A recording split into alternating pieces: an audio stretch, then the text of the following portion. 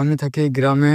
এই সবুজ পরিবেশ, খোলা আকাশ এসবের মাঝখানে আমার বড় হওয়া। কিন্তু মজার ব্যাপার হলো, যত বড় হচ্ছিলাম তত দূরে সরে যাচ্ছিলাম এই সব কিছুটি থেকে। মনে হতো আমি যেন নিজের জীবন থেকে ছুটি নিয়ে অন্য কারো জীবনে বাস করছি।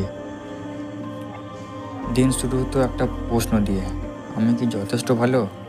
আর সেই প্রশ্নের উত্তর খুঁজতে খুঁজতে আমি হারিয়ে যেতাম ইউটিউবে, অন্য লোকেদের সাকসেসে, ইউটিউবের মোটিভেশন ভিডিওতে। মাথার ভেতর তখন একেবারে হাটের মতন ভিড়ভাড়।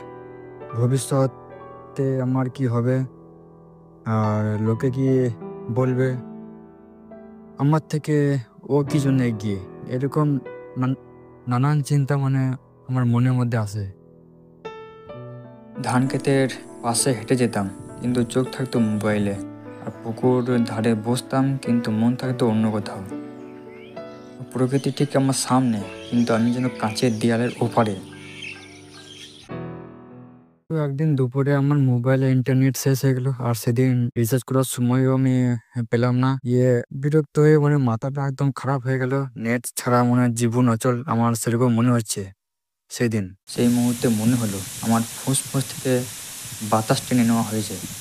আমি বুঝতে পারছিলাম না কি করব। এতদিন জানলাম ইন্টারনেট না থাকলে আমার নিজের সঙ্গে আমার বন্ধুত্ব নেই। বিকালের দিকে বিরক্ত হয়ে পুকুর ধারে গেলাম।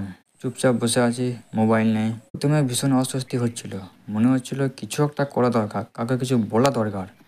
কিন্তু কিছুক্ষণ শব্দগুলো আস্তে আস্তে আমার কানের ভেতর ঢুকছে।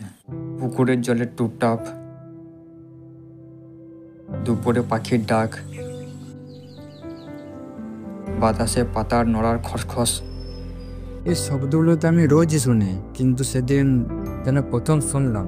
প্রথমবার মনে হলো আমার এই চারিদিকে কোনো আওয়াজ নেই, শুধু সুর আছে। সেই দিন বুঝলাম শান্তি কোনো জায়গায় পাওয়া জিনিস নয়, আর প্রকৃতি হয়ে উঠল আমার নীরব শিক্ষক। আর সে আমাকে 3টে অমূল্য শিক্ষা দিল। আমাদের বাড়ির পাশে পুরনো একটা বট গাছ আছে। ও কি কোনো চিন্তা করে যে আমাকে আরও দ্রুত বড় হতে হবে, আমাকে এখনই ছায়া দিতে হবে? ও শুধু নিজের শিকড় শক্ত হয়ে দাঁড়িয়ে থাকে। আমি শিখলাম জীবনও তেমনি, নিজের শিকড় মজবুত হলে সময় মতো সঠিক কাজটা হবে। ধানের বীজ বোনা যায়, কিন্তু বৃষ্টি টাকার ক্ষমতা আমাদের নেয়। আমরা শুধু নিজের দায়িত্ব ঠিক করে করতে পারি, বাকি যা আছে তা ছেড়ে দিতে হয়।